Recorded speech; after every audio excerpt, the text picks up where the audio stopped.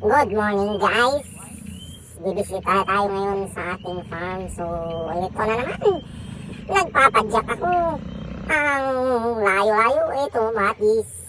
Maligo. Sarap maligo tayo dito mamaya. Oo. Maligo tayo dito mamaya. Oo. Ang sarap-sarap naman ito. Ah. Ay, may tao pa.